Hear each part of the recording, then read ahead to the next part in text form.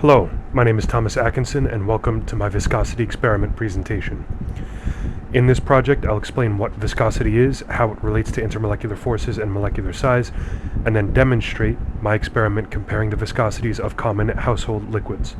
By the end, you'll see how molecular interactions that we can't see directly have a clear effect on how substances flow.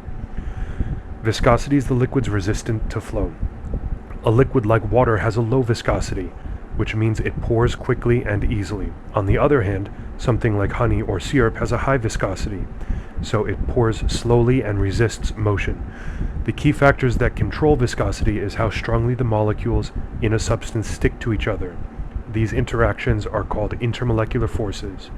Stronger forces like hydrogen bonding make a liquid thicker and harder to pour, while weaker intermolecular forces like London dispersion forces allow it to flow more freely. Viscosity is usually measured in units called centipoise, or cp. Water at room temperature has a viscosity of 1 cp, which is used as the standard reference. Higher values mean thicker or more resistant liquids. For example, vegetable oil is about 40 cp, honey is about 1500 cp, and something very thick like window putty can reach 100,000 cp.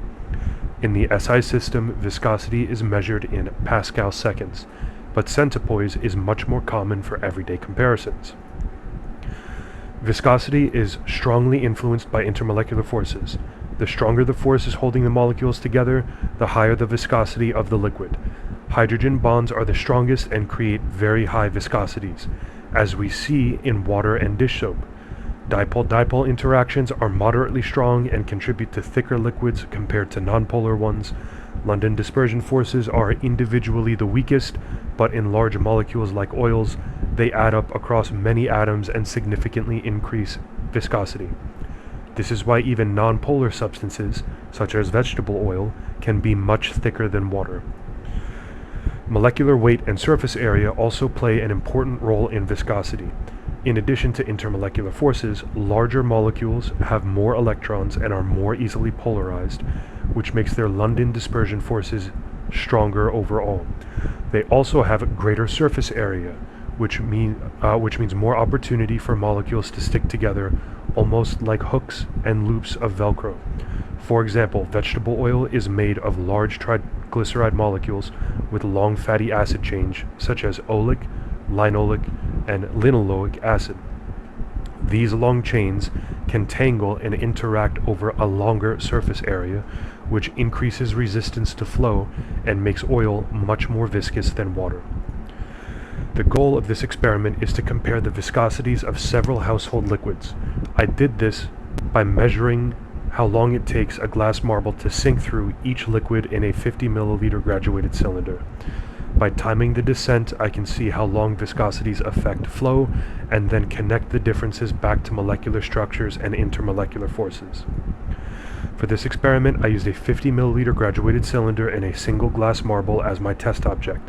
I measured about 50 milliliters of each water, vegetable oil, dish soap, and hexane. These liquids were chosen because they represent a wide range of viscosities. Hexane is very thin, about 0.3 centipoise. Water is set at 1 cp, vegetable oil is much thicker, around 40 cp, and dish soap is even higher, at about 1000 cp.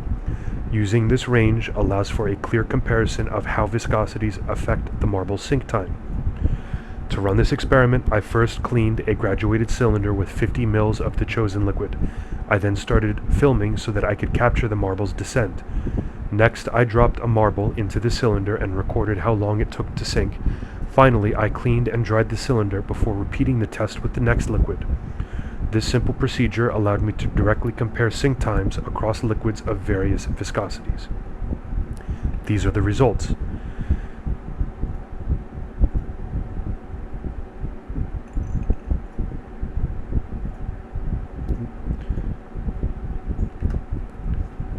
What you just saw was hexane. Hexane has the lowest viscosity of the liquids. I tested about 0.3 centipoise. The marble sank almost instantaneously, making it very difficult to time accurately.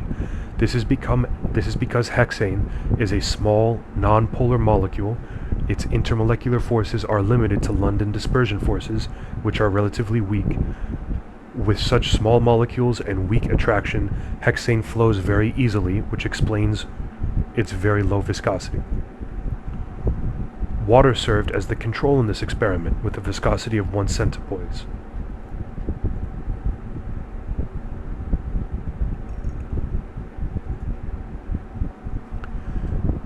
Water's molecules form hydrogen bonds, which are relatively strong in intermolecular forces. This is why the marble took roughly 1.95 seconds to sink. However, because water molecules are very small and have limited surface area, they can still move past each other fairly easily. The balance explains why water flows quickly compared to oils or soaps, but not as fast as substances like hexane. Vegetable oil has a viscosity of about 40 cp, and in my experiment, the marble took about 2.65 seconds to sink.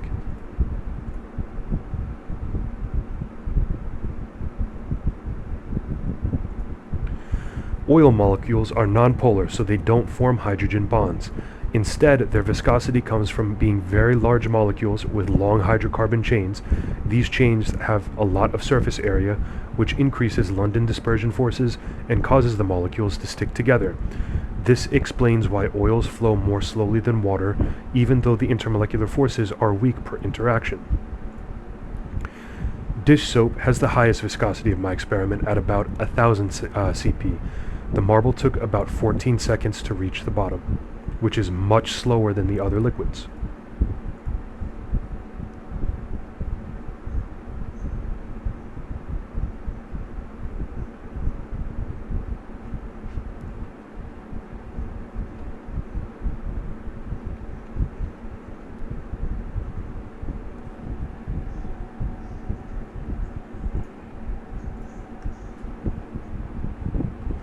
Soap molecules are larger and form strong intermolecular forces, including hydrogen bonding, dipole-dipole interactions, and London dispersion forces.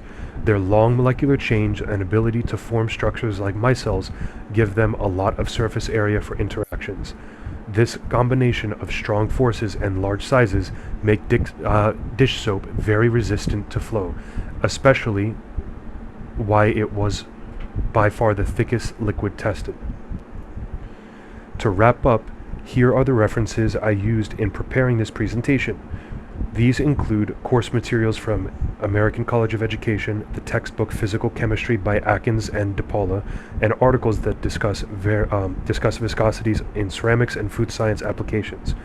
I also referenced a study on soybean molasses that provided real-world viscosity data, as well as a journal article on hydrogen bonding in water.